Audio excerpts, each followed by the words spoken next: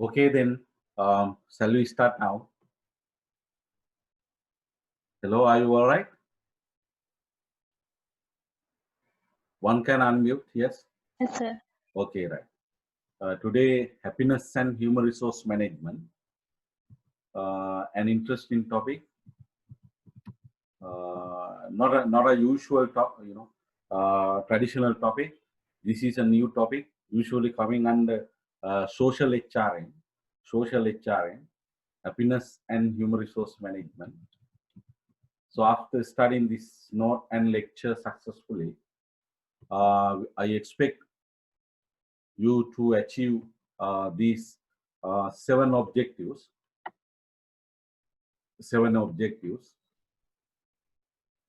Okay, then yes, the first one, first subtopic, the general meaning of happiness. Of course, so many times, many times, you must have heard about this word happiness. You must have heard about these statements or wishes like, "May happiness reach you. Many happy returns of the day. A very happy new year." So likewise. So please be happy. May happiness, yes, be with you. So then that means the happiness is a very attached thing to everyone. Not almost everyone, definitely to everyone. So in simple, we all expect to spend our life happily, while expecting a natural death with happiness, including myself. So generally, average human being wishes to live happily as much as possible, as much as possible. Then what do you mean by happiness? This is our definition. Happiness is feeling of pleasure, satisfaction, or becoming pleased. So if you refer to any dictionary, the similar words you can find: feeling of pleasure, feeling of happiness, or becoming pleased. That is happiness. So then go to this writing given by Venerable Dr. K. Sri Dhammanand, well-known international figure in Buddhist teaching. Do you want happiness? This simple question will always be answered with a big yes. Yes, we all, without exception, want to have happiness, although the idea what constitutes happiness and how it can be obtained differs from person to person. So different people may define happiness in different ways. Even if you take experts in social psychology, positive psychology, even in HRM, they will define happiness in different ways. Also, you can define. There are many things that depend on your happiness. Your happiness, those things, may be different from mine, different from others. Okay, although we all want happiness, different people can become happy in different ways. I hope to a certain extent you are happy. Indeed, I am happy. So then, so I want you to be also happy. So don't become unhappy after this lecture. So I hope you will be able to get a good understanding about happiness. The theory, good theory of happiness, the knowledge of happiness, which usually you can't find by reading normal books. Okay, then happiness is a feeling. Happiness is a feeling. So it is indeed it is a positive feeling. It is favorable and cheerful. A normal feature of a feeling is being temporary or temporariness. Can you understand this one? If happiness is a feeling, then definitely it is a tentative one, temporary temporary thing. If it is a feeling, so normally a feeling does not last for a long time, for a long period of time. It doesn't last. It is going to end within a short period of time. In other words, it is not permanent. So feeling is not a permanent thing, not a permanent thing. Assume you are an employee. So then if you get a salary increment, then you have a feeling of happiness, within 1 day or within 2 days, or maybe maximum within 1 month or 1 week. 1 week or 1 month, that feeling tends to diminish and also tends to vanish and tends to come to an end within a short period of time. That is the nature of a feeling. So therefore, happiness is a tentative thing. Another definition of happiness is a sense of useful life. So it is a realization of a purposeful life. So if the meaning of happiness is a sense of useful life, it is not a feeling, that tends to flee, that tends to vanish within a short time. So the word, the adjective fleeting feeling. So it is not a fleeting feeling. So if we define happiness as a feeling, then it is fleeting. It goes vanished within a short time. It is not, but if we define happiness as a sense of useful life, as a realization of a purposeful life, then it is not a passing thing. It lasts for a very long time, forever, until you leave, until the relevant person leaves. So according to Harris, the word happiness has two very different meanings. First one is a feeling, a sense of pleasure, gladness, or gratification. And the second one, a profound sense of a life well lived. A profound sense of a life well lived. So Harris writes in this way. So because of the so I'm not going to read it. So then please read in order to save our time. Right. Okay. So then and then please understand, these two meanings. Happiness is a feeling, and also happiness is a sense of useful life. Both meanings we have to consider under this lecture. But it is better to define happiness as a sense of useful life, or as a realization of a purposeful life, the life well lived. It is not a tentative feeling. It's not a fleeting feeling. Okay. But anyway, happiness is, to many people, it's a feeling. It's a tentative one. Right. Then the importance of happiness. I think you are intelligent. Of course, you can understand by using that intelligence the importance of happiness. So according to Rice, if my pronunciation is correct, happiness is the ultimate goal for most of us, even though it is an elusive concept. What is elusive? To many people, this is an elusive thing.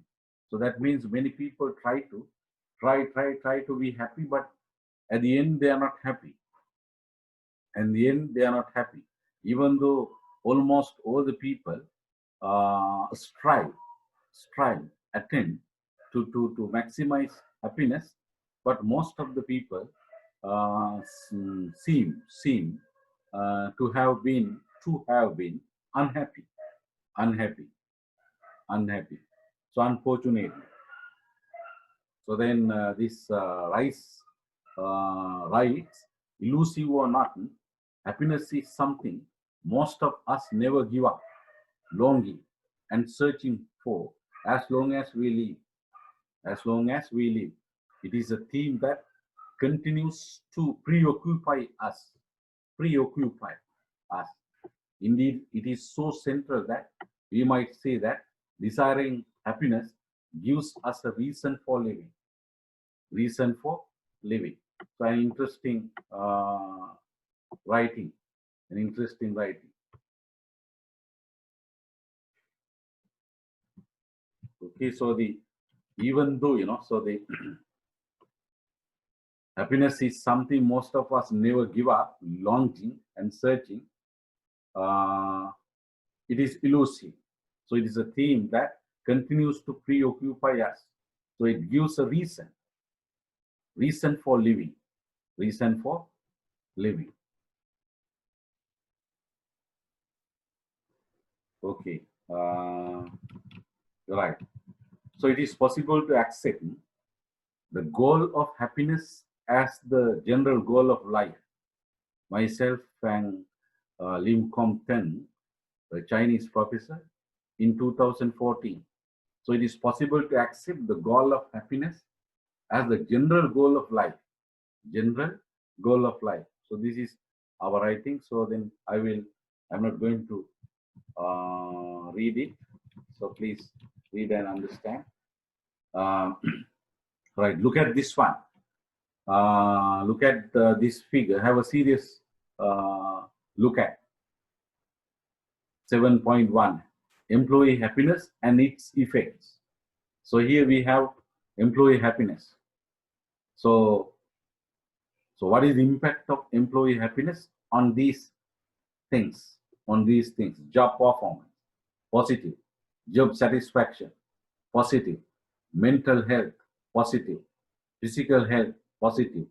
Accidents, negative relationship. So that means employee happiness leads to reduce the number of accidents. Then what is the relationship between employee happiness and tardiness? Negative. The more the employee is happy, the less the employee is going to be tardy. What is tardiness? Coming late, coming with lateness to the work.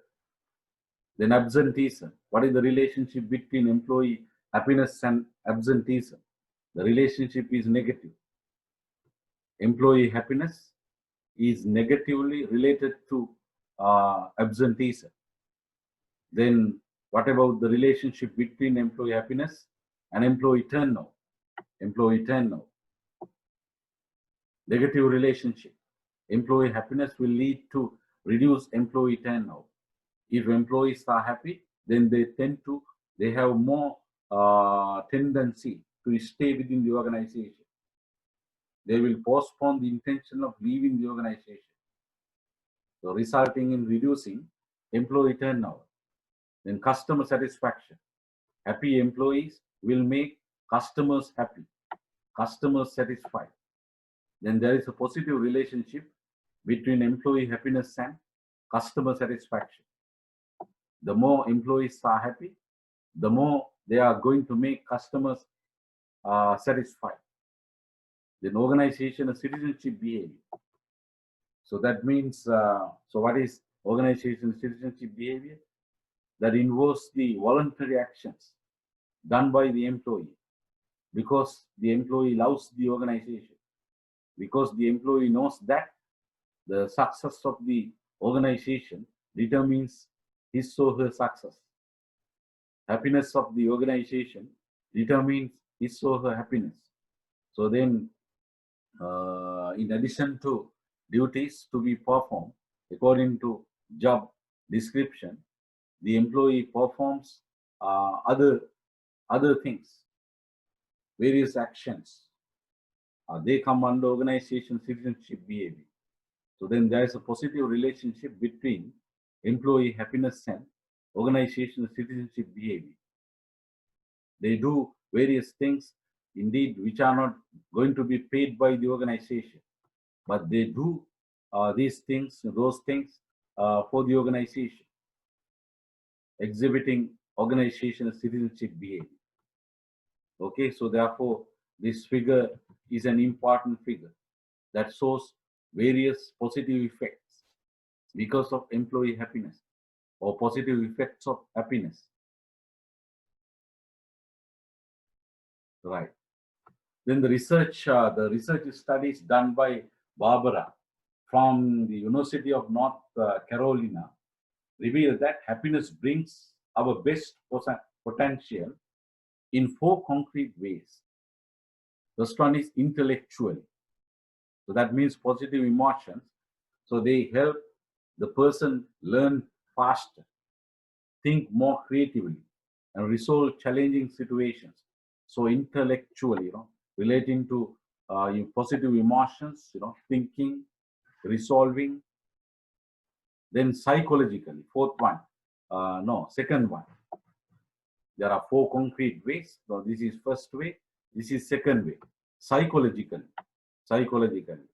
positive emotions effectively shorten the time the person feels stressed, angry, or depressed. And the person generally becomes more optimistic because of happiness. Okay, then third way, socially. Positive emotions strengthen. The happy person has positive emotions, so which will strengthen existing relationships, human relationships. Socially means that. Then the fourth way is physically. So positive emotions improve physical well-being by increasing the strength and cardiovascular health, as well as by improving coordination, sleep, and immune function.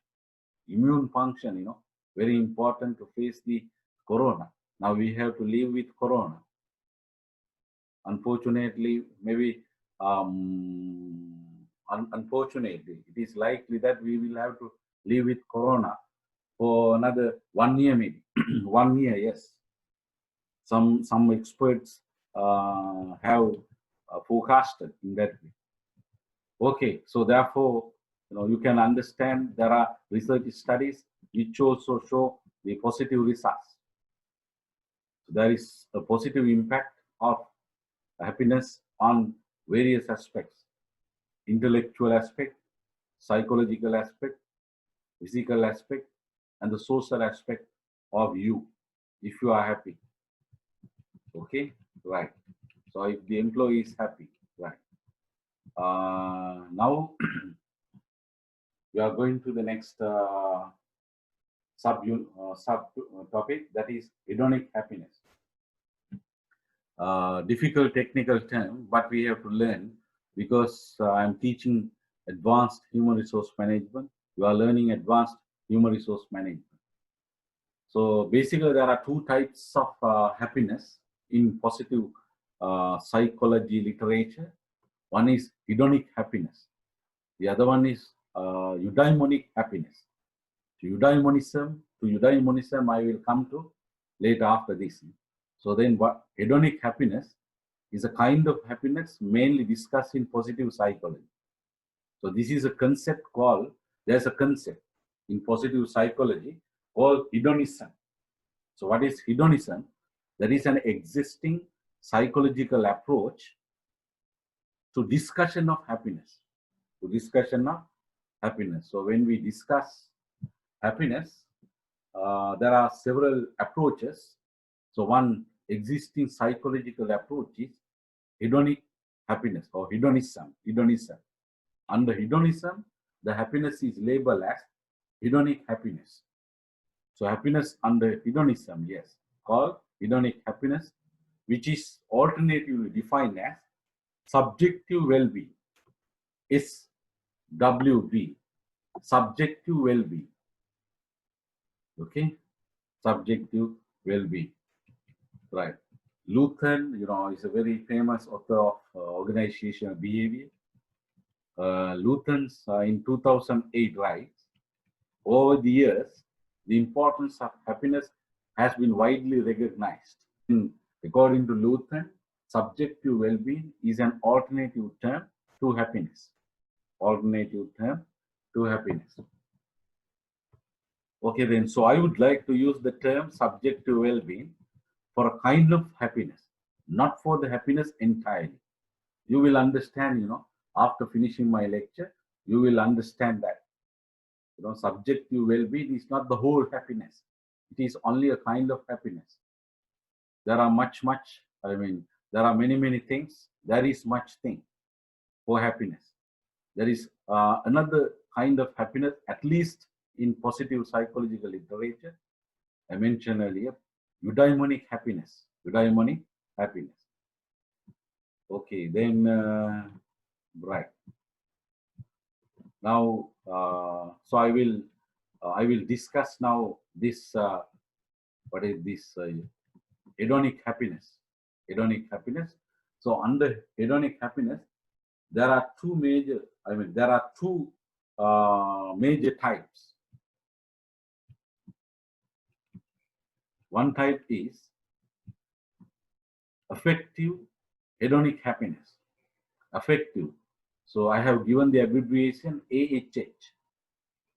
So that's the first component of subjective well-being. So it has positive affect and negative affect. There's another, there is a psychological meaning for this word affect. This, affect. So affect is a generic term that covers a broad range of feelings that we experience. That we are people who experience. This is generic term. We can use affects also, no problem, in plural, but in singular. So affect is a generic term that covers a broad range of feelings. So affect has two major components. So now I am focusing on affect. Okay, don't get confused. So affect has two major components: emotions and the moods. Emotions and the moods. I think you must have learned about these emotions and moods. So what are emotions? They are intense feelings, that have a direction at someone or something, that are directed at someone or something, while moods are not intense. They are feelings that tend to be less intense than emotions, and also that lacks a contextual stimulus. So that means a stimulus, so normally stimulus, because of stimulus, a response of this. A stimulus, is a cause that will create an outcome. So that is a response. That is a response. So assume you have a motivation to learn this topic, happiness and HRM. That is stimulus. That is a stimulus. Or my note is a stimulus. Or my video is going to be a stimulus. Okay, so then what is the response? Studying seriously, or watching it with the intention of learning seriously. So okay, so then there is a contextual stimulus. That means there is an immediate reason for an emotion.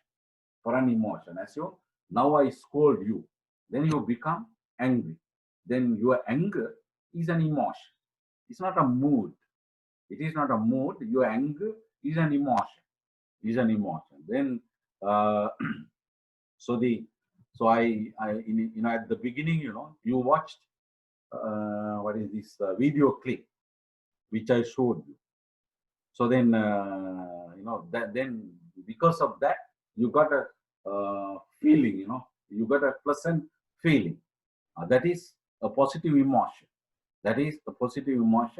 So then what is the context to a stimulus? That video, which is about a park, natural park, that has a range of hills, beautiful flowers and all these, right? So then emotions are overt reactions that express feelings about events, right? The mood is an unfocused, relatively mild feeling that exists as background to our daily experiences. So I don't know now what is your mood. My mood is positive because from in the morning I had several favorable things. even though we had a power cut, but we got the notice about power cut, electricity cut, and then we engage in certain positive things, useful things, and then up to now my daily experiences were positive, So therefore, I am having a positive mood, I don't know about you. I hope that you are also having a positive mood, at the time of now, this time. What is this time? You are listening to me. You are studying. You are listening to a lecture online. So I hope that your mood is positive. But unfortunately, assume there is one person who got many negative things, emotions. In the morning, after getting off the bed, got a bad emotion because expected to have a good cup of tea, but that was not prepared. That had not been prepared at the time of awaking. And then you got upset, you got a bad emotion. And then, you expected to get something from someone, but you didn't get it. Then again, bad emotion. And then, you wanted to buy something, but that person, that person wanted to buy something that person didn't have sufficient money, and then again bad emotion. So likewise, there is a series of, or there is a setup, bad emotions, which will lead to have a bad mood. So therefore, owing to a specific event or a specific cause, an emotion arises. In case of a mood, there is no one specific cause or no clear cause. In this, there are several causes, but which are not clear. Several causes occur, and then they will lead to ultimately something called mood.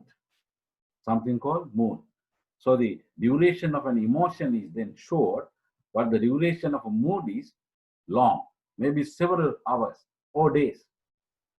Some people have, same mood for several days.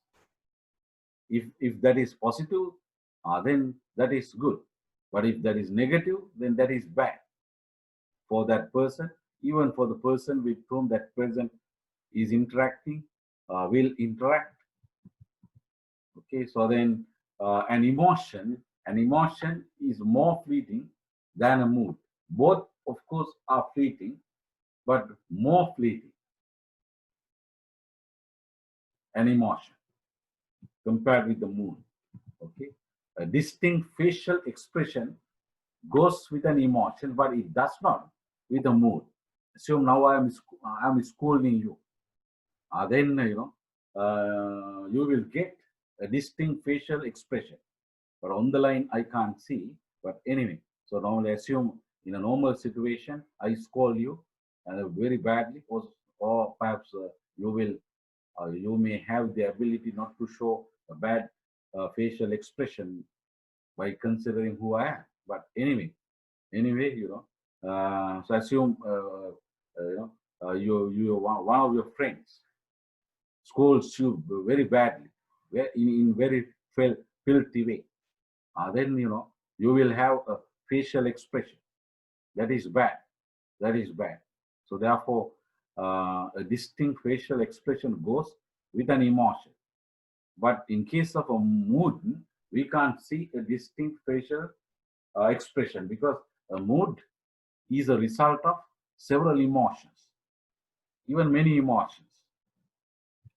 Okay, hopefully, I think you understood the difference between an emotion and a mood, right? Okay, your mood is comprised of multiple emotions, all the right. Emotions can be positive as well as negative. Then the moods also can be positive as well as negative. So what are the positive examples of positive emotions? You can see here. Examples of positive emotions: love, affection, joy, surprise. Then examples of negative emotions.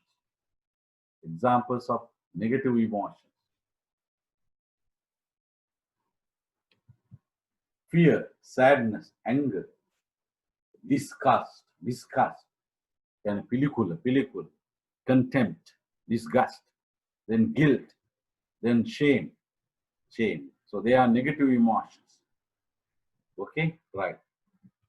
Now, hopefully, you will be able to understand the meaning of AHH, affective hedonic happiness.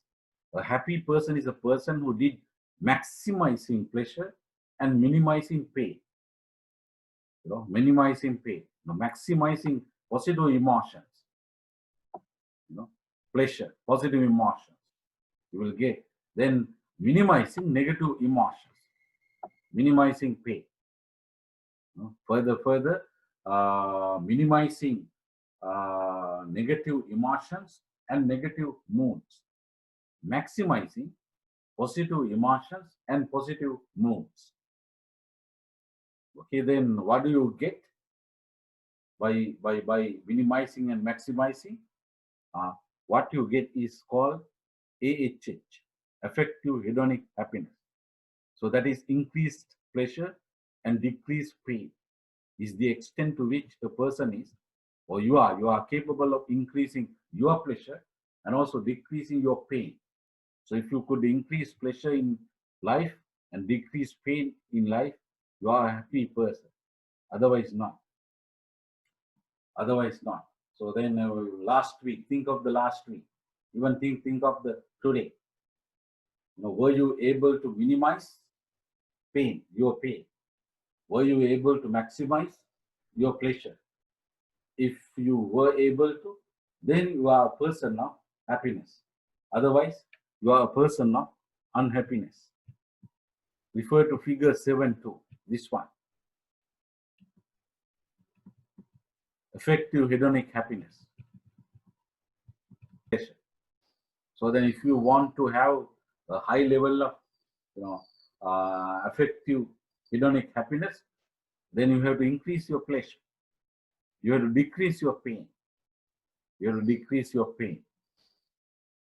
So indeed, hedonic happiness or effective hedonic happiness, in other words, effective well-being, is a surplus of hedons over dollars. It's not American dollars, US dollars. The spelling, here, DOLORS, dollars. Okay, here the dollars mean units of pain. Hedons mean units of pleasure. So then when units of pleasure exceed units of pain, then there's a surplus that is labeled as happiness, effective well-being, or effective hedonic happiness. Okay, right. Let us do this exercise now.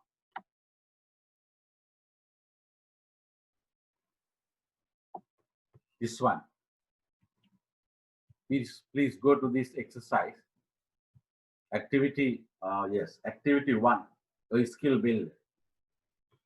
Let us do it together, because it is difficult to have an interaction now because this is online teaching. So examine the following instrument developed by me for measuring your happiness. The instruments has some types of feeling. Please tick the response that best fits your judgment about your experience of such type of feeling up to now. Now you are a university student, you are a final year university student, you are a very intelligent person. So then I hope you now you can think of your life so far, and then you can check appropriately that best reflects how frequent you have experienced each type of feelings during your life so far. Please be genuine.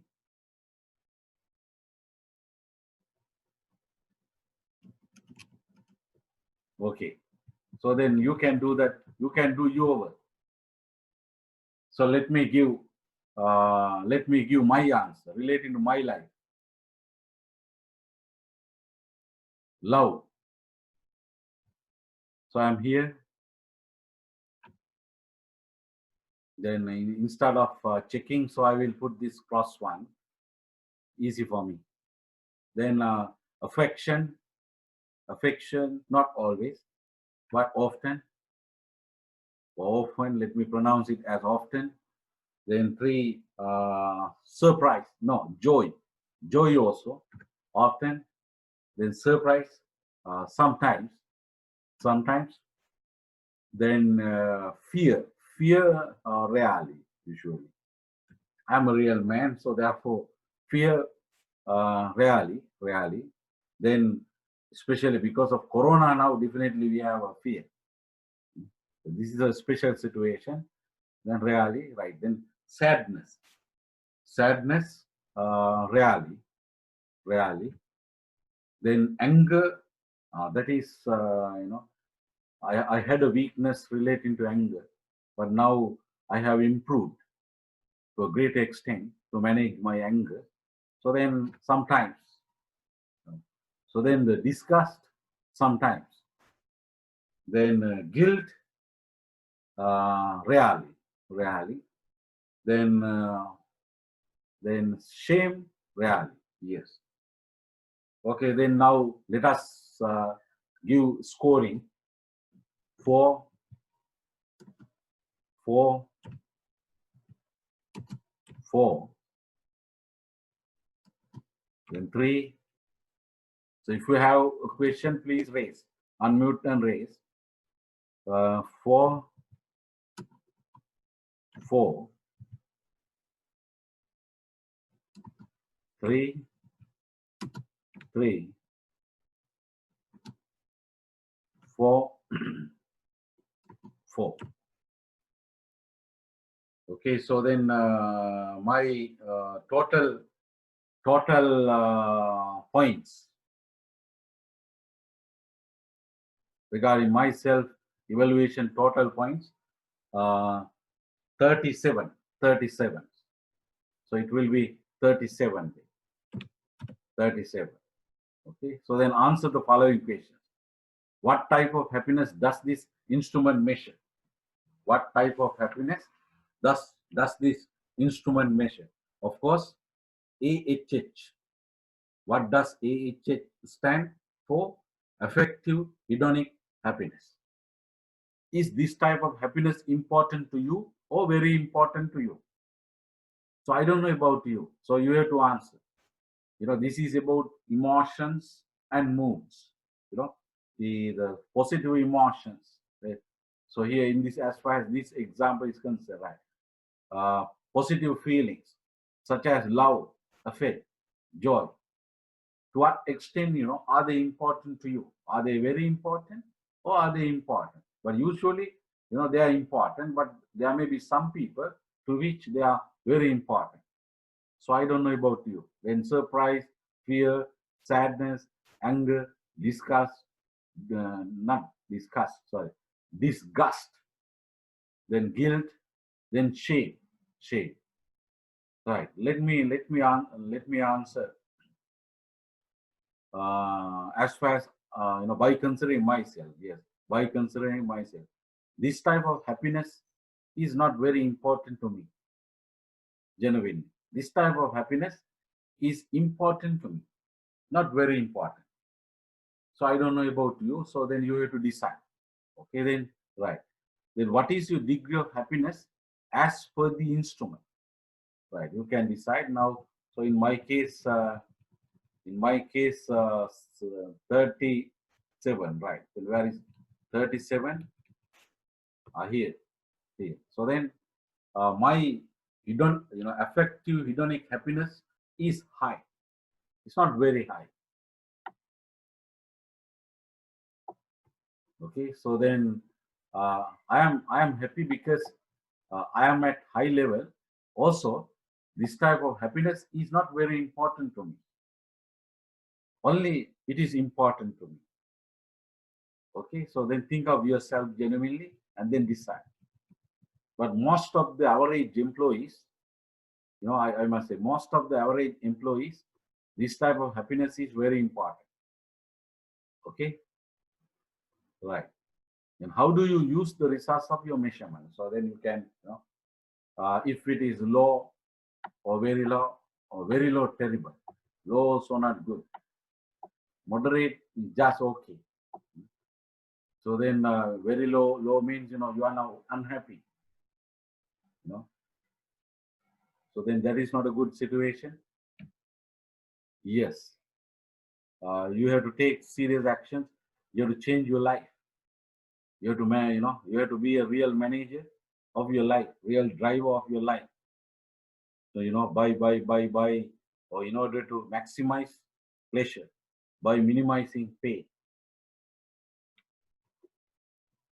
Okay. I hope you understood. If you have any question, please raise. Unmute and then raise. Okay, all right. Now,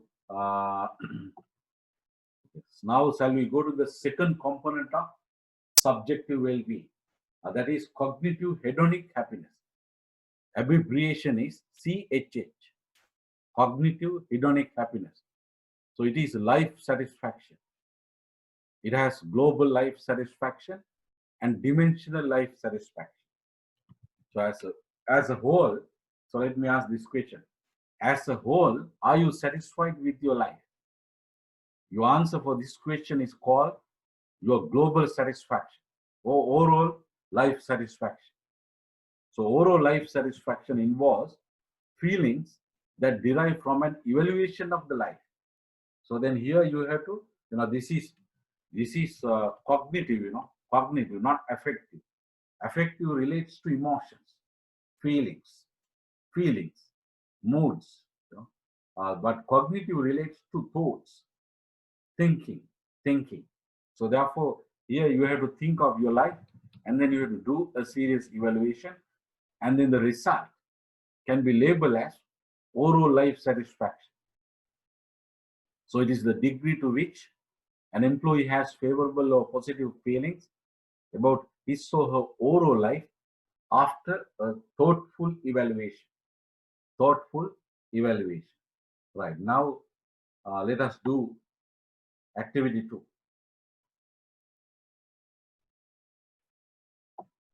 Here we got the activity 2. Think of your life as a whole. Then contemplate all the events happened in the past and happening right now on your life. Then evaluate your life satisfaction on each of the scales below by circling the number between each pair of adjectives. Bipolar, these are called bipolar adjectives. Semantic, scaling. If you know if you can remember the research, the relevant part of the research methodology. So this is scaling. So what is the type of scaling? Bipolar, for the semantic differential scaling. Semantic differential scaling. So here the dissatisfactory, then satisfactory, then gloomy, then cheerful, then bad, then good. Here the negative side, here the positive side. Then your level you have to understand, is it what 1, 2? If you take here to a more, that means dissatisfactory. Here also dissatisfactory. Here moderate, neither dissatisfactory nor satisfactory. Here satisfactory. Here very satisfactory. So likewise, here the good, if you take good here, bad. Here also bad. In fact, here very bad. Then neither bad nor good, indifferent. Then here good, here very good. So likewise, you have to do that. Okay, then let me do my evaluation. Indeed, you have to do that. So then let me do my case. Dissatisfactory, satisfactory. Right, I am here. Then gloomy, cheerful. Not always, not always so very highly cheerful, not. Generally, I am here. Then bad, good, of course I am here. Then boring, interesting is I am here. Then unfavorable, favorable. Yes, of course, I am here. I hope you are also. I wish. Then quarrelsome, harmonious. Sometimes, I have some problems with, at least, not physically, but mentally. When I watch TV, when I go, somewhere, then, I feel bad. I meet bad people, then sometimes, because we are living in an idealized world, and, we have a certain philosophy of the life. And when we meet people, they are not working in line with that, then, so then let me do my evaluation here. Then happy, unhappy, yes, I'm here. Then negative, positive, of course I am here. Then destructive, constructive, of course I am here. I hope you are also. Then unfortunate, fortunate, because most of the things in my life, I worked hard and then earned and got. I am an internalizer. I hope you are also. I'm not, I'm not having a locus of, in the external locus of control. I'm having an internal locus of control. So therefore, I'm not, very fortunate, but I'm not also unfortunate. I'm fortunate. Let me evaluate in that way. Sometimes I feel I'm here, but okay. Now, so what is my total? So my total is, assume, maybe there might be an error with regard to my adding, but let me, 47. So my total is 47, right? Then answer the following question. What type of happiness does this instrument measure?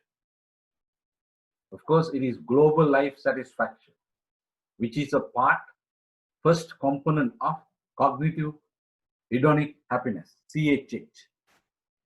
And based on your total points, use the following scale for interpretation.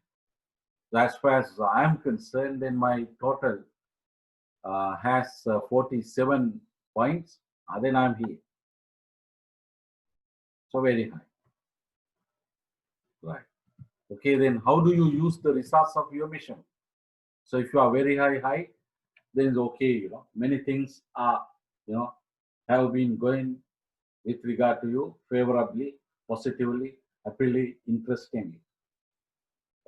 Then there is no serious need of changing your life. But if you are here, or if you are here, I don't think so. But here, then yes, here there's a serious need of changing your life. Right. Okay. Then let us go to now second part of cognitive hedonic happiness. So that is called dimensional life satisfaction. Okay, dimensional life satisfaction. Here we are. Dimensional life satisfaction.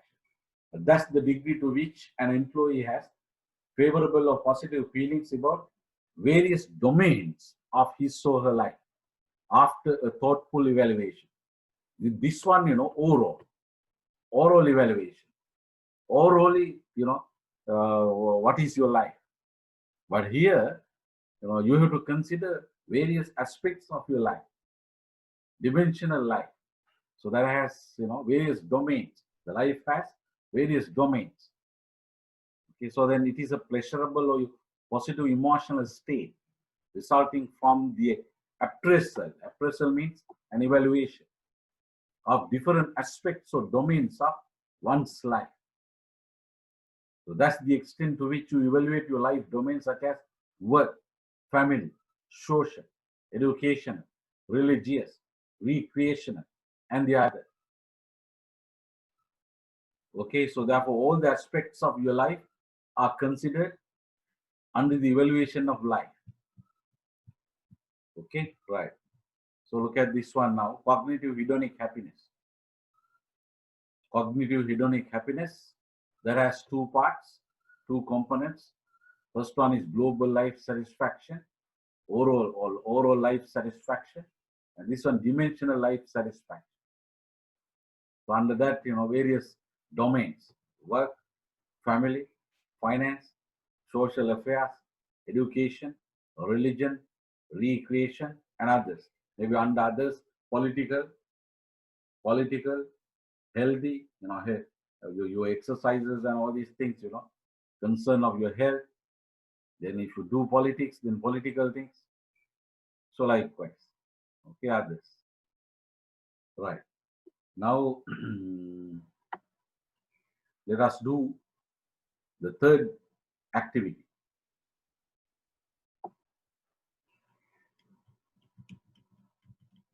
Right. Activity 3. I'm indeed right. No, this one, right.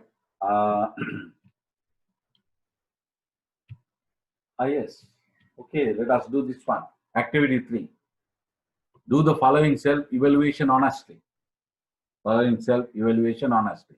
So let me do my one. I am indeed highly satisfied with my job. Genuinely, very genuinely, highly satisfied.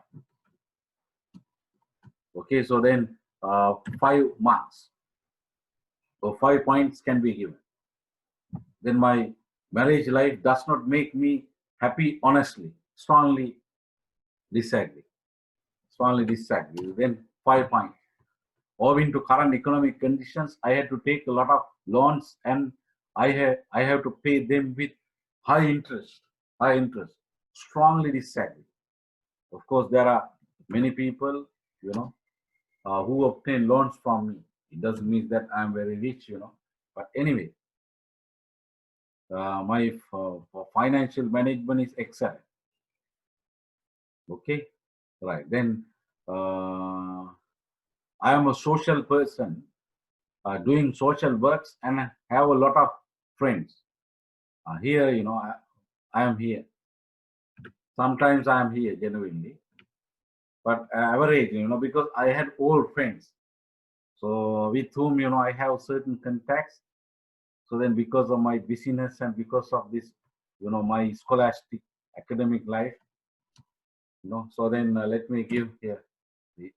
I'm not that social, genuinely. I could not acquire a higher education owing to my family problems. Owing to my family problems, strongly disagree. Then 5 points. Okay, so therefore maybe one day you can do this evaluation. Maybe the right time is when you become 55 years old, then you can do an evaluation. Then you will hopefully remind Opatha and then this teaching. Hopefully until then this not will be available.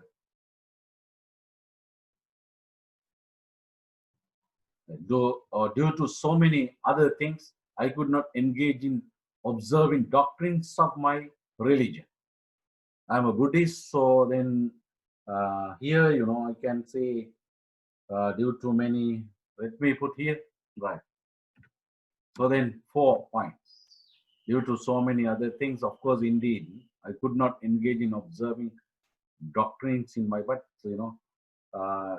as far as Buddhism is concerned, so many things, many things are related to mind rather than, doing various cultural things. Really, the Buddha emphasized the, the policy rather than, all these, worshipping and all these things, taking seals and other, offering flowers and all. The policy is more important. The principles, following principles. So that's why I put here. Otherwise, relating to religious affairs, going to temple, worshipping, and then I am here really. I am here, genuinely, not here, not here. I think you can understand why, person like me, a lot of work. So then I know I have to do lesser activities, but my problem is to find time for those. So let me put here also. But several years ago, I was here really. I was here really. But now, I could manage, and then genuinely I'm here. Then I hate politics, and really I'm fed up with that. I'm fed up with that. So in fact, I was here. I was here, but now, I manage my life, and then, for many things, political things, I do not involve. I do not listen to. I wish not to see and all these things. And genuinely, I'm totally independent. Independent. Even if I had certain things, I could have been even now vice chancellor, even going beyond. But I am not genuinely interested in, because I respect my principles. I respect my ethics. Rather than doing politics and then at the achieving various positions at the expense of my personal principles and ethics, which I will never do that under any circumstances, because of one day I am going to die. Death will reach me. For me also, there is a death waiting for me. So then I want to die peacefully. As a real man of ethics, real man of discipline. Okay, so then I hate politics, and really, so therefore, because of my management and all this, I'm here now. So then 3. So otherwise, when I do regularly exercises, and I'm generally very healthy. Generally, until now also, thanks to my mother, thanks to my father, thanks to the nature, thanks to my wife and all, I do regularly exercises, but I can't do, even though I wish I could do. So then let me put here, genuinely. But please, relating to your part, do this one. We had many good things in our life, so therefore still we are healthy. I don't know tomorrow what will happen, or day after tomorrow, but so, but I understand that nowadays very young people, even like you, your age, they are not healthy. They have sugar problem, urine problem, cholesterol problem, which normally we don't expect from people of your age, people of your time, your age. Yes. So please, be concerned with your health.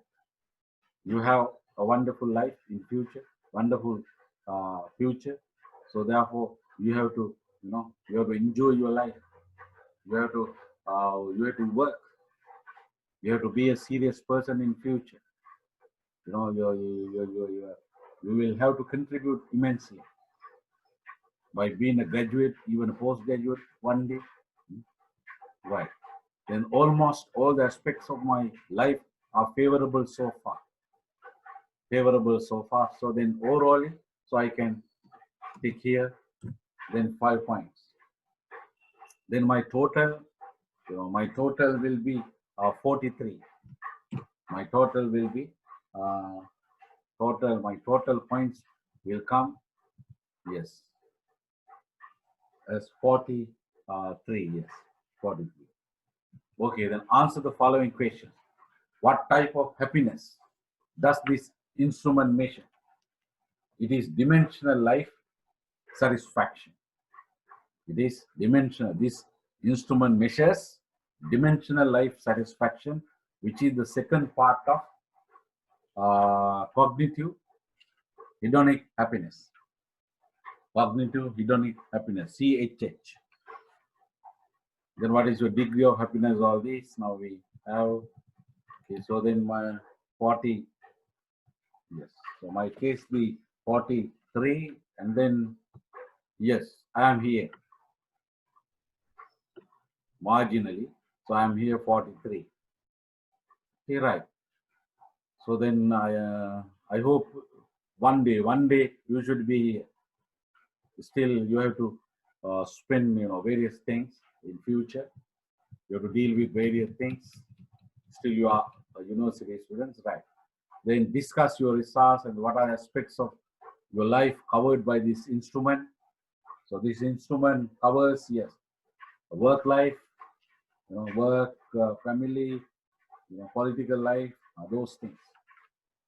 Okay, then right. Can you prioritize the aspects and why? Can you prioritize the aspects and why? So here the first question. First question is about work or the job. Second question is about marriage. Third question is about finance. Then fourth question is about social aspect. Fifth question is about education, academic life aspect. Then sixth question is about religious aspect. Yeah. Third question is about leisure, recreation aspect. Eighth question is about politics. Yes, political aspect. The ninth question, or question number 9, is about health aspect. Then question 10, number 10, it is about oral, yes, relating to all the aspects, oral general question, covering all the aspects of the life. Okay, so then can you prioritize them? That's the one. To some people, you can prioritize. Some people maybe, then we have to, so if you give prioritizing, then we have to introduce weights also. Weights also. If you really evaluate the, happiness, this dimensional life happiness, because political life, maybe we can't, it is not equally important to academic life. Then social life is not equal, so assume according to my life goal, this is not equally important. This is less important, and then I have to give more weight here, the work. Then marriage life, then here the financial life. So likewise, maybe to some people this is the most important one, third one, financial life. To some people this is the most important, some people this one, or to some people first one and second one are equally important. And then in that way, you have to give weights. If you give 100 weights, and then you have to give maybe 40 or 30 here, or 25. Then the rest you can divide among others. Then you can multiply these scores by the relevant weights. Okay, right. So therefore you can prioritize. So if you like, you can prioritize, because all the aspects of life are not equally important. Some aspects are more important, right? I think now you are okay. Any questions if you have?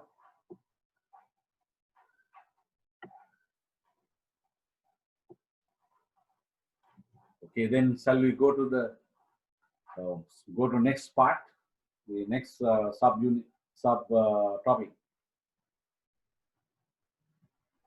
Eudaimonic happiness. Eudaimonic happiness, that is another kind of happiness mainly discussed under positive psychology or in positive psychology. There's a concept called eudaimonism or eudaimonism, yes. Eudaimonism spelling. Or eudaimonism. Eudaimonism or eudaimonism. So that is another existing psychological approach that we use to discuss happiness. Happiness under eudaimonism is called eudaimonic happiness, which is defined as eudaimonic well-being. Hedonic well-being, can you remember? Subjective well-being, SWB, that is an alternative term, especially given by Lutheran. So here the eudaimonic well-being, EWB. Okay, then this part you can read, right? Hedonic happiness is not sufficient for a real success of a person. So therefore, this aspect also, this type, eudaimonic happiness, is also essential. Also essential. Hedonic happiness is mainly subjective, so it is more subjective. Right.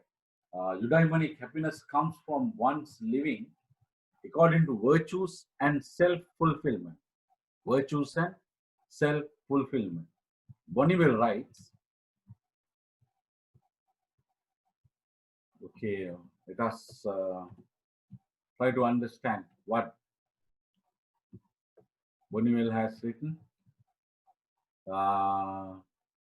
Diamond referred to potentialities of each person, realization of which leads to the greatest fulfillment.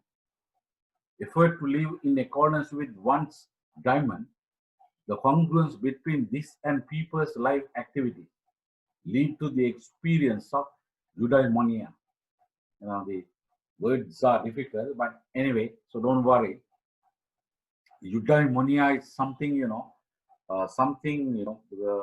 is more relating to meaningful life, more relating to well-lived, life. It relates to, it is with regard to, yes, psychological well-being, right? Yes. So there are various, theories under eudaimonism. Only 4 popular models, right? No, you are supposed to, because you have finally basic, reading for the basic degree, so you are supposed to study 2 popular models. So I have mentioned here 2 popular models. There are several models, right? So then the eudaimonism, relates to ethics. Then what is this? Virtues, vices, self-fulfillment. So it is more advanced compared with hedonism, eudaimonic. Hedonism, yes, hedonic happiness, but this one is eudaimonic, right? Psychological well-being, PWB. So this is a model of well-being widely advocated by a psychological professor, Carol Riff. Let me pronounce as Carol Riff, right? So then, according to this researcher, PWB, psychological well-being, is a concept that consists of 6 components. So these 6 components are here. So I have mentioned here: self-acceptance, positive relations with others, autonomy. So that means, okay, in simple, according to my understanding now, based on this researcher's theory, self-acceptance, do you accept yourself? Do you respect yourself? Do you believe in yourself? Are these things? If the answer is yes for all the 3 questions, then you have self-acceptance, which is at the right level. Then positive relations with others, that easily you can understand. Then autonomy, do you have the freedom about making decisions relating to your life? If you have, then you have autonomy. But assume you have to live your life according to decisions taken by another person. But those decisions are about your life. But the decisions are made by another person or others. And then you don't have autonomy. You don't have autonomy. Then environmental master. This is not the natural environment, okay? So then this researcher did not consider the nature, natural, the green aspect, but here the environmental mastery means controlling the various environmental things, mainly managerial environment. Then the purpose of life. Do you know why you are living? Do you know that really there is a big purpose, big reason for your living? Then there is purpose of life. But unfortunately, I assume you don't know why you are living, because generally you can see, we can see there are some people, who don't know why they are living, but they are living. They are living for the sake of the living. They don't know the reasons for their living. They don't have mission for their life. But of course, there are some people, they know why they were born, and for what they should live, for what they should, with what they should deal with. Then the personal growth, learning, continuous learning, improving yourself. Okay, then refer to this exhibit 7.1 for the characteristics of the dimensions of well-being according to this theory. In order to save the time, I'm not going to detail all these things. but let me do one or two. Self-acceptance. Then the characteristics of a high score. That means, right? Assume you have self-acceptance. Then these are the characteristics. Possesses positive attitude towards self. Acknowledges and accepts multiple aspects of self, including good and bad qualities. Feels positive about past life. But in case of a person who doesn't have self-acceptance, or in case of a person who has a lower level of self-acceptance, these are the characteristics according to this research. Feels dissatisfied with self, is disappointed with what has occurred in past life, is troubled about certain personal qualities, wishes to be different than what he or she is now. That means about what, well, about current situation, about the current situation, the person is not happy. The person, is wishing that the person could be different. That means the person is not happy with the current status of that person. Right. Then positive relations with other people. In case of a person who has a high level of positive relations, that person has warm, satisfying, trusting relationship with others, is concerned about the welfare of others, is capable of strong empathy, affection, and intimacy, understands give and take of human relationships, give and take. First give and then take, rather than take, rather than take, give. Right. Then this person, in case of a person who has a low level of positive relations with other people, this is the component. Then has few close, trusting relationships with others, finds it difficult to be warm, open, and concerned about others, is isolated and frustrated in interpersonal relationships, is not willing to make compromises to sustain important ties with others. Does not, is not ready to make a certain compromise, withdrawing sometimes. Right. Then autonomy, autonomy is self-determining and independent, is able to resist social pressures to think and act in certain ways, regulates behavior from within rather than judgments of others, which is associated with the person who has a low score with regard to autonomy. Okay, likewise, please understand what is his purpose in life. In case of a person who has a high level of purpose in life or higher score, that person has goals in life. They have been established, they have been specified, and a sense of directedness, feels directedness, that means there are lives, and then the person is working, there are goals in the life, then the person is working towards achieving such goals. That's the meaning of directedness. Then feels there is meaning to present and past life. Then holds beliefs that give life purpose. Beliefs, has aims and objectives for living. But the other person lacks all these.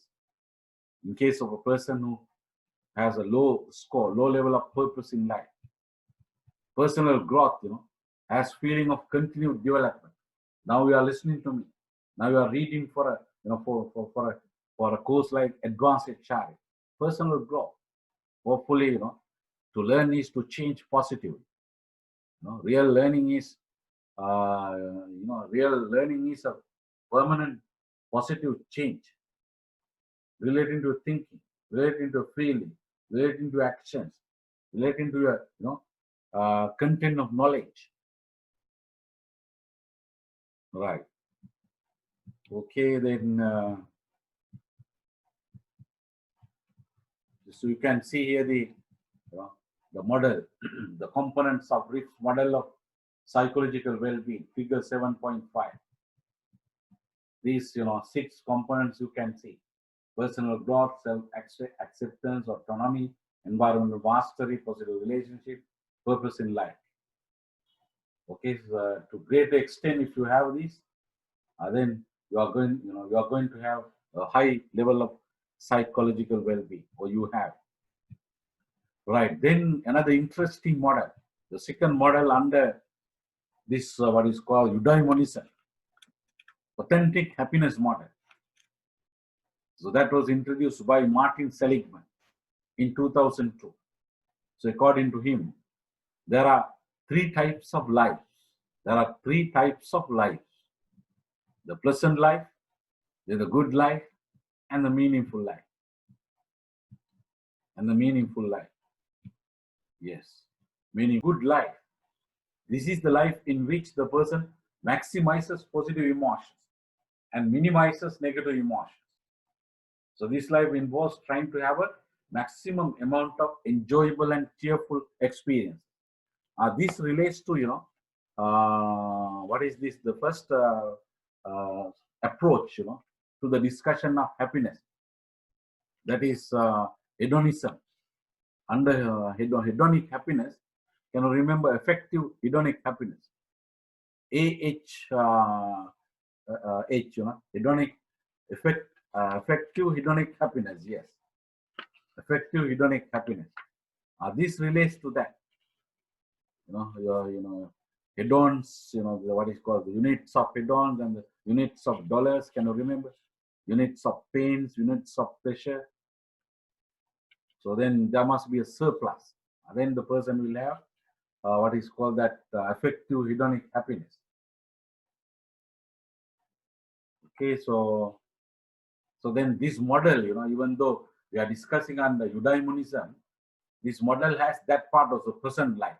But the other two, of course, are relating to eudaimonic happiness, the good life, this one.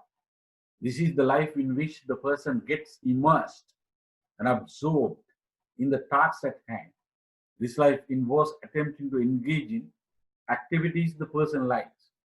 So even now, your case, if you seriously involved in studies, then you have good life. If you get immersed in study, if you get absorbed in the tasks of a study, because now assume that is the task at hand now, in your case, then you have good life. Even if you are serious with this lecture, you don't feel time is going. You don't feel time is going. Also, I don't feel that time is going, because I am so interested in lecturing, and then I didn't feel that, or I don't feel that. I assume hopefully in your case, you are so serious about listening to lecture and learning, and then you don't feel, the passing of the time. You are not feeling, because you are immersed. You are absorbed in the task at hand. Then you have that good life, because there is gratification, engagement.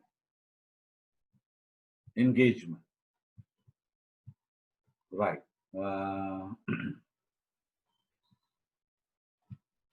Okay, then this one, now the third one, the meaningful life. This is the life in which the person leads a meaningful life. So what is this meaningfulness? So this is the third route to happiness according to Seligman. First route to happiness is pleasant life. Second route to happiness is good life. Then third route to happiness is the meaningful life. Meaning is having a higher purpose in life. Higher purpose in life. What do you mean by this higher purpose? A higher purpose in life than ourselves, and is referred to as the meaningful life, which involves using our strength and personal qualities, to serve this higher purpose. Then as far as I am concerned, I am using my strengths. I am using my personal qualities to serve this higher purpose. You are also. One day you will be.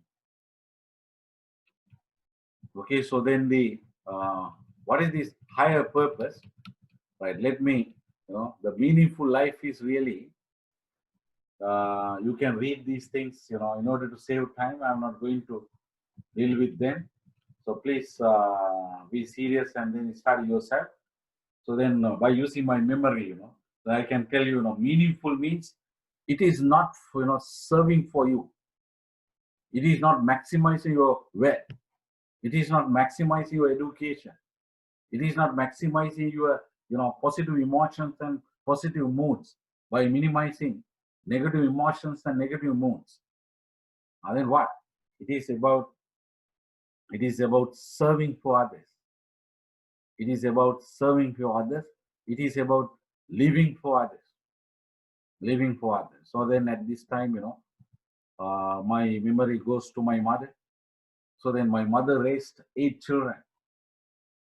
She spent a lot of time, a lot of effort, a lot of money on raising these 8 children, including myself.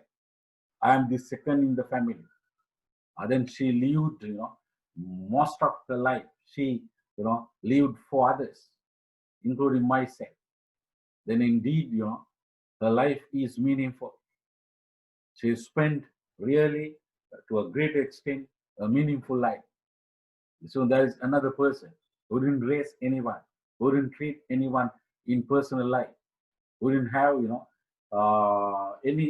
didn't serve for any person seriously. That there was no any person who was dependent on that person, upon that person. No parent, no child, no person who is neither child nor a parent. Then there is no meaningful life relating to that person. But that person, is very rich. That person reached the signet or the highest level of his profession or her profession. And then that person has good life.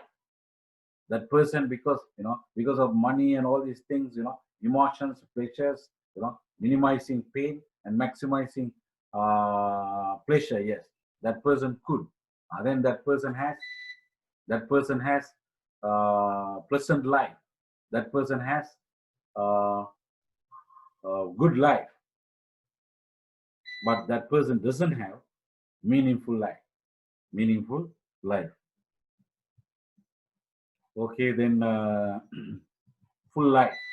According to Seligman, there is a life called full life. There's a life called full life, and the pursuit of all the 3 paths is important to live the full life. If one is missing, that is empty life, according to Seligman. If one is missing, because there are 3 types of life: present life, good life, and meaningful life. So if there is one type which is missing from a person, that person has an empty life. That person doesn't have a full life. So therefore, if you want to live a full life, you must have all these 3. You should pursue all these 3. It is interesting. Also, the research supports that the full life leads to an increased satisfaction with life, above and beyond the independent contributions of each pathway. So independent contribution of each pathway, because there are three paths now. One path to the pleasant life, another path to the good life, another path to the meaningful life. So therefore, each gives a certain contribution to the satisfaction of the life, happiness of the life. But full life, of course, gives the highest. Full life gives the highest amount of satisfaction and happiness. That means including meaningful life. Okay, so that's a concept called objective well-being. That's also relating to, under this eudaimonic perspective or eudaimonic approach to happiness, right? So here, okay, go to this figure 7-7. 7-7. 3 pathways to happiness: pleasant life, good life, meaningful life.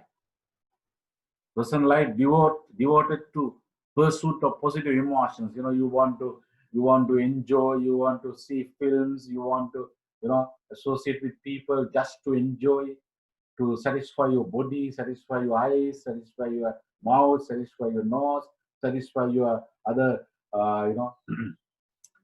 parts of the body. So like, so the present life devoted to pursuit of positive emotion, that is called, that leads to hedonic happiness. But good, even here, the good life devoted to pursuit of gratification, engagement, that leads to eudaimonic happiness. But this is relating to one, person's life, but it doesn't involve serving for others. Under good life, you have to use your strength.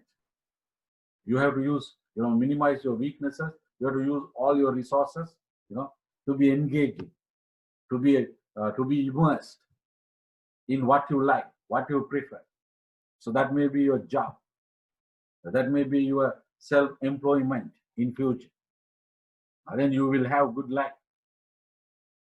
Even your academic life at the moment, you are a student, you are a university student, you are an advanced student. So then, so if you seriously engage in learning, then you are devoted to pursuit of gratification, engagement in learning. Then if you are happy, then that happy is eudaimonic happiness. It is not hedonic happiness. Then the meaningful life, of course, that is devoted to pursuit of service to others. Right, then that is eudaimonic happiness.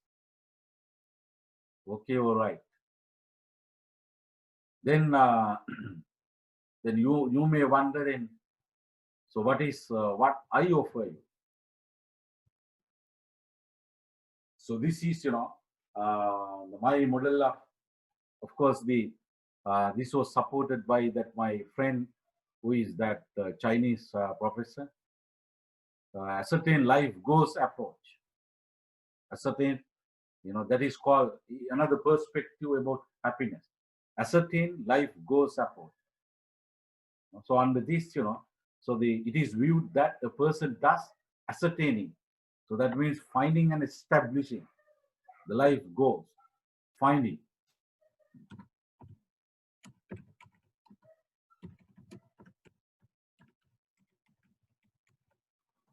and establishing the life goals, and then accepts the goal of happiness as the general goal of life of that person. In order to achieve this general goal, the person establishes 7 goals, which are labeled as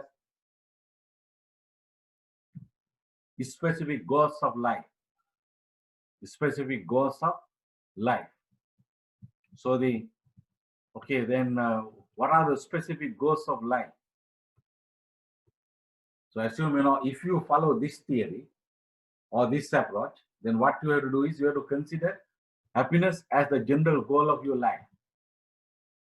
Okay, the happiness is the, it is the general goal of life. Okay, the goal of happiness, that's the general goal of life. General goal of life, yes, here we are. General goal of life. You have to accept it. And then you have to establish these specific goals. The first one, to contribute significantly to improve standard of living of certain people. Certain people, not all people, humanly it is impossible for you to make all the people, improve the standard of living of all the people, or many people, but certain people, that may be, that may be 100, that may be 200. Then to contribute significantly to certain institutional development,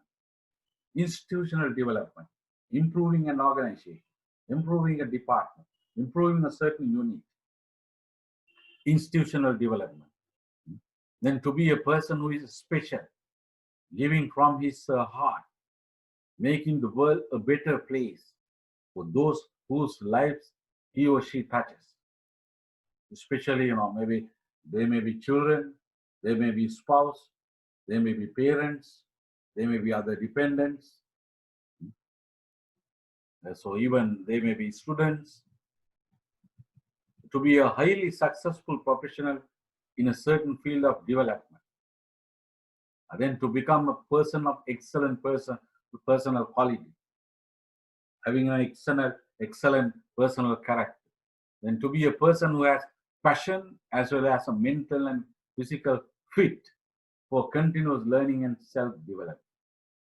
I hope you have that passion, a passion for continuous learning, passion for self-development, mental fit, also physical fit, and to work towards the betterment of life after death, because everybody one day will die.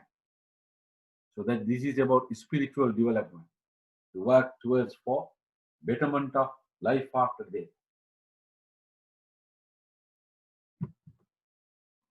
Okay, there's a sufficient amount of evidence justifying that there is life after death. Okay, so therefore, examine these 7 goals. You can change them, you can adjust them if you use this theory for your life. For the yes. Or you can add another one or 2 things, 2 goals. But remember, do not like to have. My advice is, do not establish many objectives for your life. Establish a number of objectives that you can manage. Okay, maybe after graduation you may think of this. Or I know that some people are serious about. So already they know the reason for their living. Right. So then if you establish these 7 objectives, these are the reasons for your life. These are the reasons for your life. Okay, right. Then the happiness is defined then according to this theory or this perspective as what the person experiences positive. It is a mental result or outcome or state that occurs within the person from a serious evaluation of the extent to which the specific life goals, here the 7 life goals have been accomplished. Then to what extent these life specific goals have been accomplished. If the degree of accomplishing the specific life goals is very high, the person's happiness is very high. If the degree of accomplishing the so-called 7 so mentioned 7 specified life goals is very low, the person's happiness is very low. If the degree of accomplishment. Okay, so this evaluation has to be done at a right time. Maybe in your case, now your time is not the right time. You still you are learning. Yet you have not become a graduate. Yet you have not entered seriously the world of working. The world of working. So then this evaluation has to be done at the right time. So mostly the right time is after 55 years of a person. Then for me this can be done. For me this can be done. So mostly the right time is after 55 years of a person. Usually this is the retirement age. Now it can get extended to, the retirement age can get extended to 60 or 62 or 63, in very few cases 65. So then to be better at the age of 65 also, this evaluation can be done at the time of retirement of the person who is a professional. Another right time. So assume our person is Pereira, then he retires. Now he is 60. He is going to retire by the end of this month. Then the right time for this evaluation is by the end of this month or by the beginning of next month. Then to be better at the age of 65 also. The assumption is that a person lives until such years. Be positive. Believe in that. Be an internalizer rather than an externalizer. So be better at the age of 65. The evaluation seems to be better. And also use of several evaluators who are right is more accurate. Assume as far as I am concerned, you can become an evaluator of my life. Another person can become an evaluator of my life. Can you remember? I told you, if my memory is correct, performance evaluation. Did I? Okay. Anyway, someone if I did not, then another teacher did. Right. Then under performance evaluation, you must have learned about 360-degree program. At least there are 4 evaluators to do to do evaluation of the job performance of a particular employee. So likewise, a particular person, a particular employee, with regard to a particular person, particular employee, we can use several evaluators, at least 4 evaluators. Then we can get the summation of the average of 4 evaluation done by the 4 evaluators. Then truly we will be able to have an evaluation of the degree of success or the happiness of that person.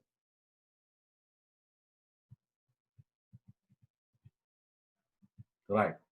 So according to the perspective, the 7 specific goals are indispensable. That means essential for real and full happiness. Okay, right. So let me, before finishing this part, happiness without good personal character will definitely result in unhappiness of many people, even damages to the natural environment. So therefore, this one, happiness without virtues is not worthy.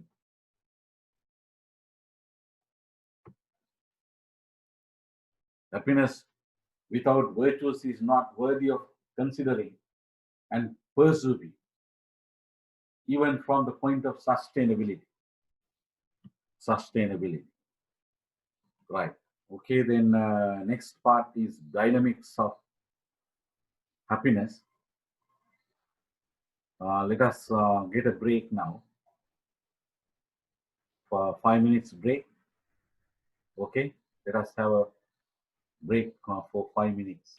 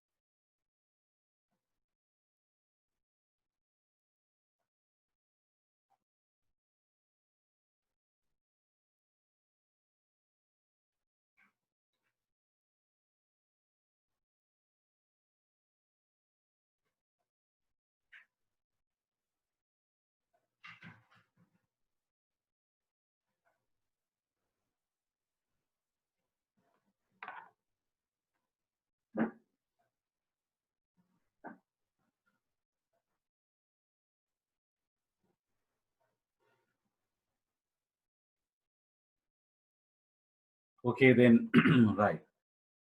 Dynamics of happiness. I hope you are all right. And then if you have a question, you can raise. Dynamics of happiness. So what do you mean by dynamics? Dynamics, dynamics are the factors or drivers of happiness. They make happiness change positively or negatively, reduced or increased, or remain unchanged. Remain unchanged. So normally dynamics, dynamics, why do we use dynamics? Because of these factors, the happiness tends to increase. Happiness tends to decrease rather than being, remain constant, remained unchanged. Okay, so therefore this unchanging part we have to exclude, or the changing, increasing and decreasing. That's why I use this term, dynamics. Okay, particularly HH. Generally, happiness is a dynamic concept, particularly affective hedonic happiness. So then there are several, as experts, who have given interesting dynamics of happiness, but I have selected for you only 3 scholars. One is Dr. K. Sri Dhammanand, the Venerable Reverend Dr. K. Sri Dhammanand. So then, according to this monk, who was a qualified writer, Why Worry? In his book titled Why Worry, he writes, happiness is the journey, not in the destination.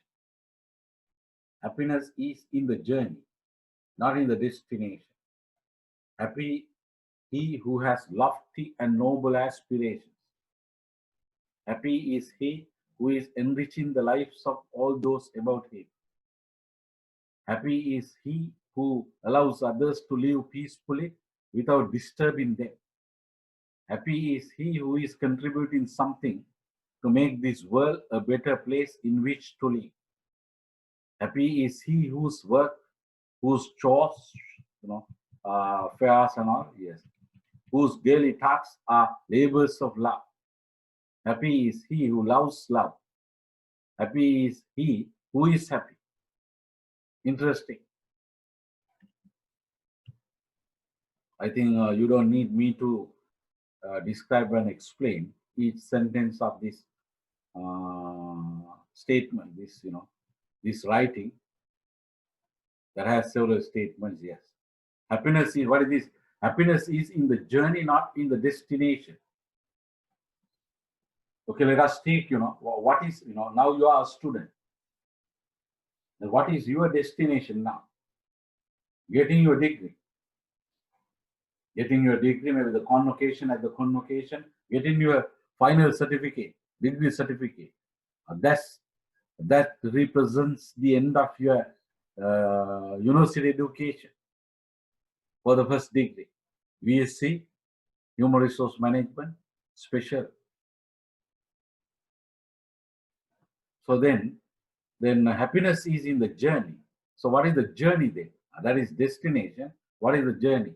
First year, second year, third year, fourth year, several semesters, several courses, several teachers, several, many friends, or at least, if not many, number of friends, number of students, number of people with whom you did interacting. You have been interacting. Even in future, you will interact until you get your degree. That's the journey. You went to libraries, you read books. Those things come under the journey. So therefore, happiness is in the journey. When you read the book, there is happiness. It's not after getting the degree certificate. I will discuss further. This. Okay. Happiness is in the I mean, real happiness. Of course, when you get the degree certificates also, you have a pleasant feeling. That is basically about affective hedonic happiness. But it's not really the, the overall happiness. Right. Another view is that modern life is a struggle to gain monetary rewards, comfort, and luxury. And this life brings anxieties and stress, not happiness. That you can understand when compared to the mental and spiritual joy of detachment from worldly things. All material things are of little value, especially from comes from Buddhism. So when compared to the mental, even there are some other religions also which stress this. When compared to the mental or spiritual joy of detachment from worldly things, I mean, there are so many things in the world. Then if you get attached with so many things, then mental or spiritual happiness, joy is missing or hardly you can get. But if you have in your life only few things with which you attach, and then that means you have detachment from many things in the world. More likely, you have mental joy, you have spiritual joy, leading to happiness, overall happiness, increasing the level of overall happiness. Right. Then understand the importance of economic welfare for leading a good life of a layman should not be done. Underestimating, not understanding, sorry. Understating.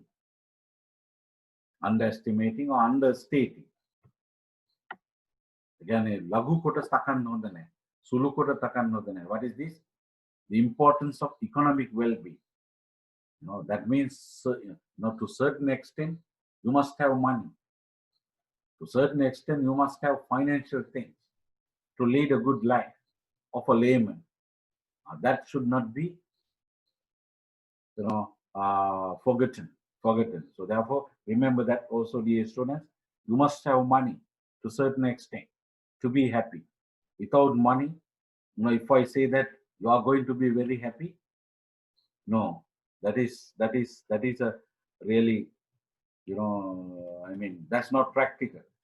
That's not practical. So therefore, you should not be too greedy to earn a lot of money. It doesn't mean that you are supposed to have a lot of money. Millions, billions, trillions, you don't need. But several millions. So to a certain extent, some money. I can't say exactly in this, in this amount, you must have. All right. So then, be rich to a reasonable extent, but in an ethical way, in a legal way, without violating principles of management, policies, ethics, laws. Right. Then now these professors, reflections is are very interesting. Manfred K.R. Ketz the Rice, if my pronouncing is correct, Rice, use of, so the distinguished clinical professor, leadership development and organizational change. Right, exhibit 7.2, some reflections on happiness given by him. First one is someone to love. Even there is a Chinese statement or proverb, let me say, Chinese saying or proverb about happiness. There must be someone to love. Sharing experiences with people is part and parcel of the happiness equation.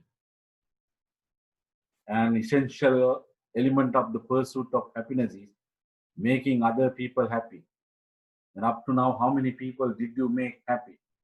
How many people did you make, unhappy?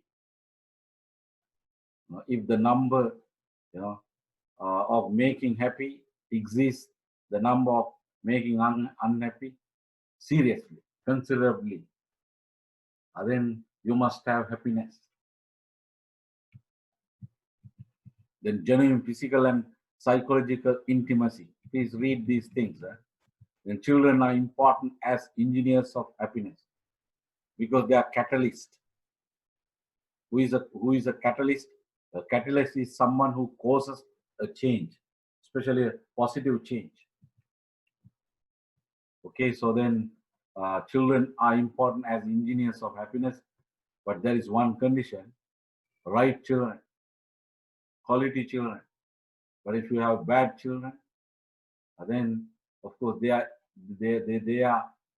not the engineers of happiness. Bad children will become engineers of unhappiness instead of happiness. Okay, so then making an effort to establish new relationships helps us not to be alone in all age. This is an important thing. Making an effort to establish new relationships helps us not to be alone in all age. Right. Then second one, something to do. Something to do. And then work, the second pillar of happiness, ties the persons to the community. The work that gives, of course, a significant contribution to the institutional development, human development, others' development, even the nature development, natural environment.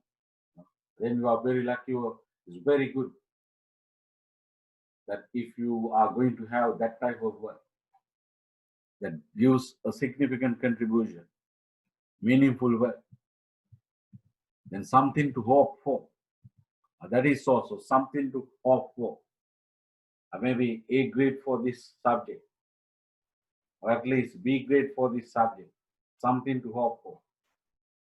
Then your degree certificate, your degree, the knowledge, something to hope for. One must need something to strive for. Hope is part of human condition. Okay, so then because we are the architects of our own ambitions. So then dreams are our possibilities. Like, this one, sage Lao Tzu, the journey of according to, the saying, the journey of 1,000 miles begins with one step. You must have heard about. The greatest things ever done in life have been done little by little. Little by little.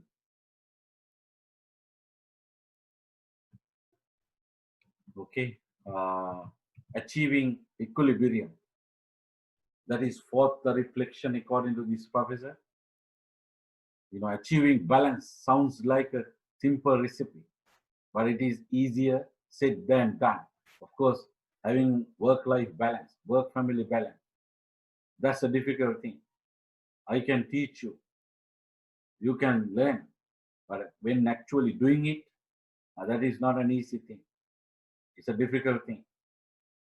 To some people, it's very difficult. But anyway, if you achieve that balance, that is, that leads to happiness.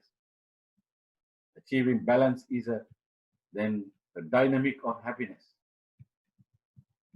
The family is on the line, not only the job or career. The bottom line, despite all the fantasies about quality time, meaningful relationship imply sustained relationship. So I have no time to discuss all these things, but anyway, we are online. So then I hope you can understand.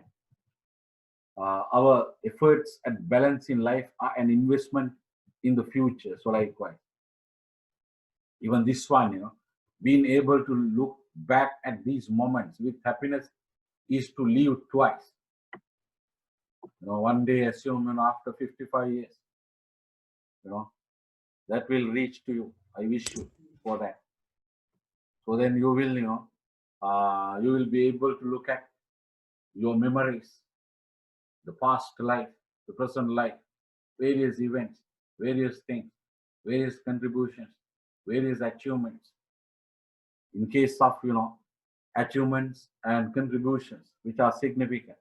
If you think again and again, if you have a look back, then you tend to be, I mean, your what is called longevity, because of increased happiness, gets increased. Live twice. That means you become more and more healthy. The long life, you know, can be expected from a person who does this. Who does this, with regard to the all the good things happen in the life, good contributions, right? Then item 5, to have a more positive outlook. These things, becoming an internal and all this. Then addressing exploratory needs. This is about exploring and learning. Now you are learning this subject. You are listening to me. Maybe the time didn't allow you to read this entire note seriously. And then you have to you have to explore this subject, this topic. Then you have to learn, addressing exploratory needs. This is also dynamic. Then continuing to learn keeps us young. Ceasing to learn hastens aging. So this professor did a lot of research on happiness, and based on that lot of research, this researcher wrote, that article, which is a very comprehensive essay, which the original article I have. So then I read it fully. Continuing to learn keeps us young. So that means if you learn continuously, you remain as young. Then ceasing to learn hastens aging. So if you stop learning, that hastens aging, that means your aging will get increased. Maybe assume you in future you will be 55 years old. But if you will be a serious learner, even though your age is 55, normal people can't judge that you are a person, you are 55 years old. Most of the people will tell you that you are maybe 45 years old, younger, but if you stop learning, that's why learning is a very, very important thing for many things. You can get a degree, you can get a job, you can perform a job successfully, you can have potential to be promoted to a job of higher rank, and learning. Very important thing, right? Then to know thyself. That means you should know your inner world, yourself, wisdom, and who you are, and all these things. This is interesting, Third one, finding happiness is not like arriving at a station. We do not one day get to a certain place where we are flooded with happiness. No miracles happen when we arrive at a final destination. There's no final destination. There will always be a next stop. So like, railway station. There might be the the final railway station, but usually, in many cases, there's no destination. If you get off, from the vehicle, say at Anuradhapur, there's another, that is not the final destination. I hope you can understand. So the finding happiness is not like arriving at a station. So you will have in future so many journeys, which will involve so many destinations. Getting off from the vehicle, maybe at Anuradhapur, at Dambul, at Colombo, anyway. So many destinations, implying that there's no final destination. So we do not one day, get to a certain place where we are flooded with happiness. Even at the convocation, there is no miracle going to happen after getting your degree. that you can consider as a kind of, destination, of course. As far as your bachelor's degree is concerned, getting your university degree, the certificate, that is, of course, the destination. But a miracle doesn't, miracle will not happen when you will reach at that destination of getting your degree certificate.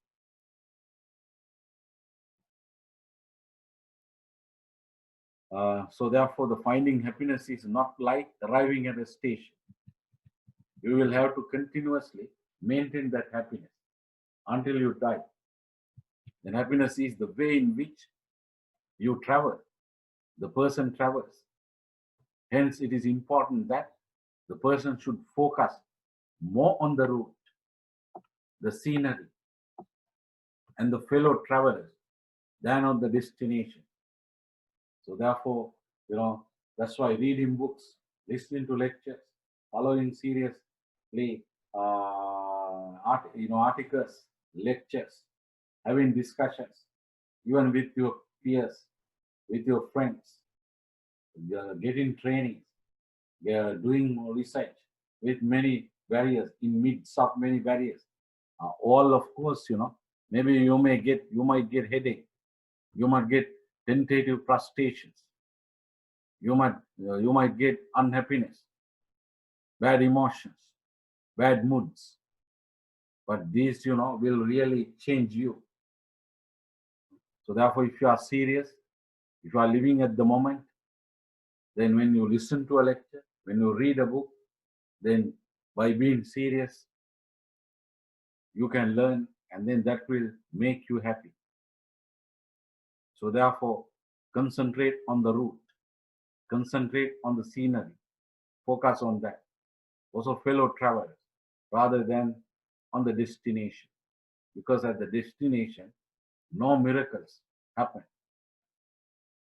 When you arrive at the final destination, according to this policy.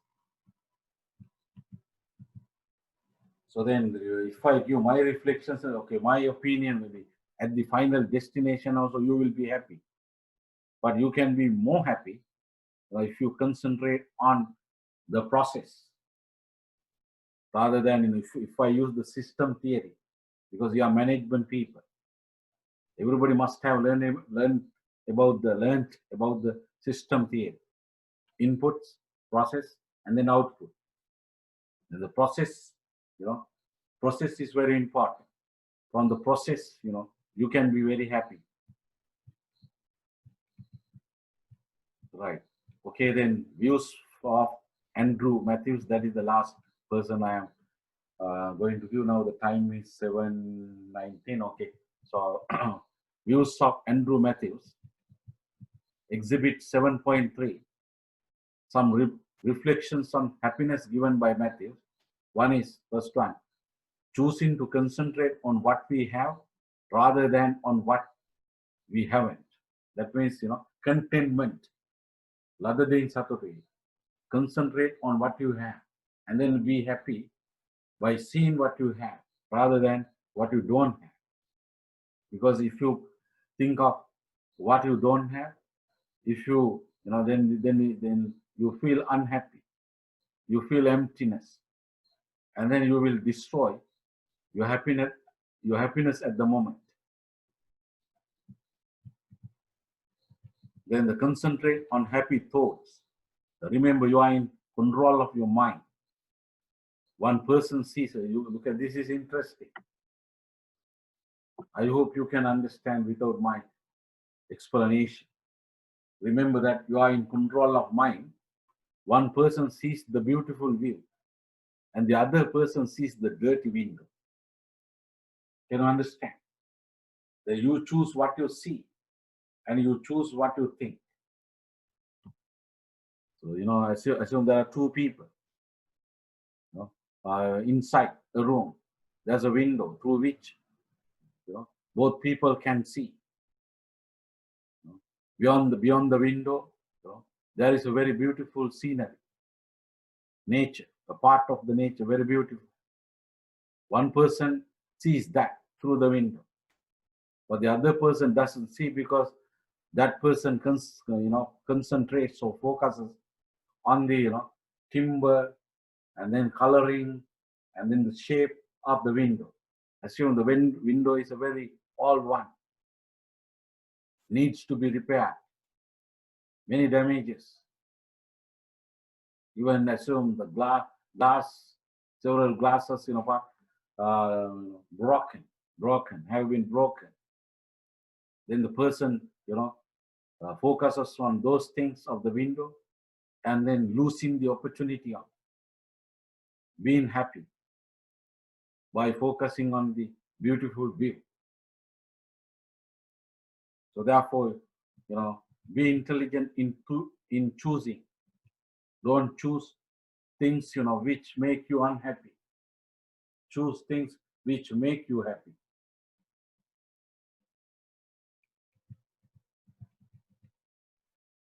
So as we become more flexible, the business of being happy becomes easy, interesting. As we become more flexible, the business of being happy becomes easy. Rather than, the world is not perfect, Really, I follow this one, Many, many years ago also I thought that the world was perfect, but really it is not. People were not perfect. The students are not perfect. I'm also not perfect. You're also not perfect. Then your future people, they will not be perfect. There may be weaknesses. There will be. You have weaknesses. I have weaknesses. But you can be different from me in terms of the number of weaknesses, in terms of the gravity of the weaknesses. But in terms of the fact that weaknesses are available, you and I are not different. All the people have weaknesses, right? Anyway, so then so therefore, don't expect perfection with regard to your love, with regard to your education, with regard to your books that you use, with regard to lecture notes that you use, with regard to videos that you watch for learning purposes or for simply as pursuit of happiness. Personal life, relating to personal life, maximizing emotions and minimizing pains. Okay, so then if you expect perfection from those things, it's very difficult for you to be happy. So then if you become, okay, maybe 2 pages are missing from the book, then you have flexibility. Things can happen like this. Then maybe the printer has made the mistake or made the error. Anyway, I will try to find, otherwise, what is available with what is available. So I'm going to start. So become flexible. So being flexibility will make you, will make you, yes, will make the, what do you call the, will make the business of being happy easier. ඒ කියන්නේ සතුටු වීම කියන එක අපි business එකක් නැත්නම් දෙයක් හැටියට ගමු කළ යුතු දෙයක් හැටියට. ඒතකොට ඒක ඕම ලේසි වෙනවා flexibility එක දෙවි. ඕනෑමට වඩා too much unflexible, that means rigid, අනම්‍ය තත්ත්වයේ තියෙන එක හොඳ නැහැ. The වාහනයකට ගමනක්, if you go to somewhere, buy a vehicle, don't expect a perfect vehicle. The more you expect that perfection, the more tendency that you are going to have to be unhappy. You will, the more tendency you are going to be unhappy. It's okay, right? One tire is not sorry, but very important is tires. If tires are very good, if the engine is right, if the vehicle has been maintained properly, if the fuel is there, then those things are very important. Yes, rather than the color of the vehicle, then the color of the driver, then the height of the driver, then the pleasantness of the driver, then the, what you call the comfortableness of the seats. Right. Okay, then one can realize that in order to be happy, in order to get more out of life, he or she does not have to go and change the world. The world is already beautiful. He or she has to change himself or herself. Of course, this is one reflection of one author. The world is already beautiful, but of course there are very ugly parts of the world. But anyhow, this means, I think the point is here, you have to change yourself. So I can remember, one good example from one person, one author, Sri Lankan author, Mr. Jayewardenepura. Now he's a professor. Attached to the department, he was, I think now retired. He was attached to the Department of Education of the Faculty of Faculty of Education of the University of Lanka. There was one person who was very unhappy with his spouse, his wife. So many bad things happening. So then, he tried to use outside people to change his wife, friends, parents, brothers, sisters of the wife. All the efforts, got in vain, unsuccessful. Then, his unhappiness, increased further and further. Then ultimately, he came to see this, scholar, and then who advised, it is difficult, okay, you change yourself, your standards, your thinking, you change. Then see what will happen. Then, he decided to change himself. Then there was no problem. So then he understood wife is okay at least. Others are okay. No need to be unhappy. Making himself suffer. Making himself,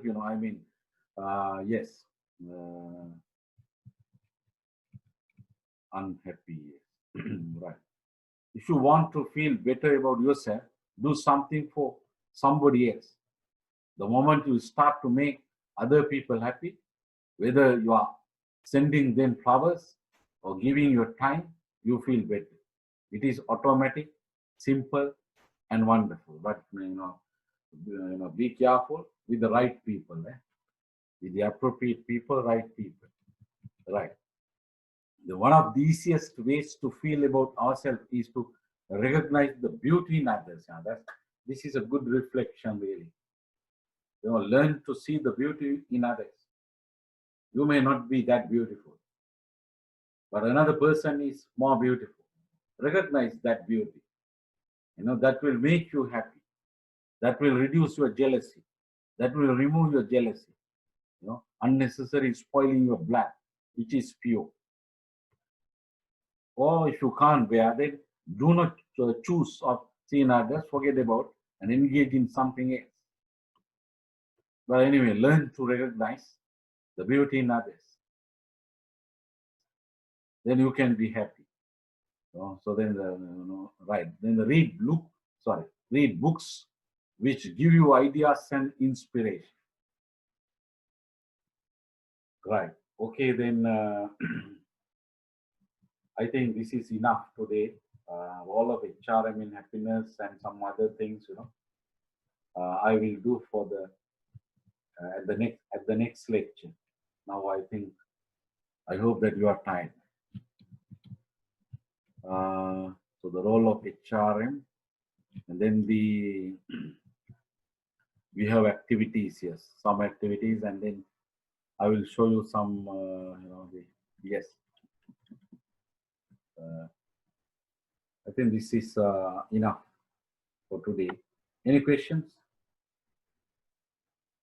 Are you happy or are you unhappy by learning this topic? Happiness and human resource management. Yet the role of human resource management we have not studied. Okay, leave it for the next session. And some other activities, I will introduce new activities. Yes, I hope you are all you are okay. Any questions?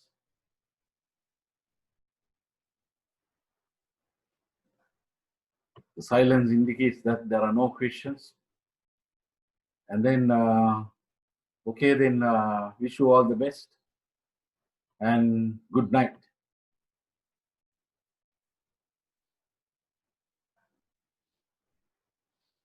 Good night, sir.